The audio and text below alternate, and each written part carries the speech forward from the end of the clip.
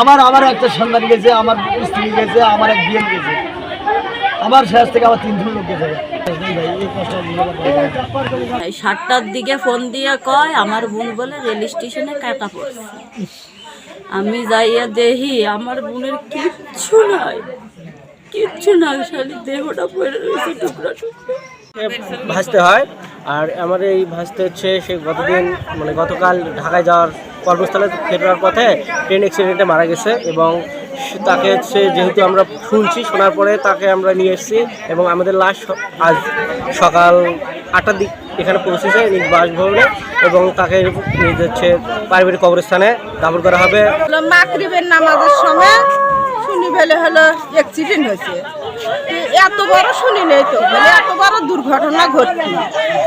তো পরে আমার নাতি একসাথেই গেছিল, তাইও ফির আছে, তাই ফোন দিয়ে করছে একবারে মারাই। এরা তো ঢাকায় যাচ্ছে, যমুনা সেতু পার হওয়ার পরে আপনার গাড়ির তেল শেষ হয়ে গেছে। তেল শেষ হওয়ার পরে গাড়ি ওখানে তো সাথে তো পাম্প ছিল না, বাসের হেল্পাররা ওরা আর কি তেল আনার জন্য পাম্পে গেছে।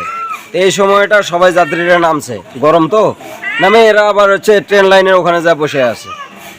ট্রেন লাইনে বসে থাকার পরে কিভাবে কি হয়ে গেল, ট্রেন আসলো, ওরা ট্রেনে কাটা পড়ছে।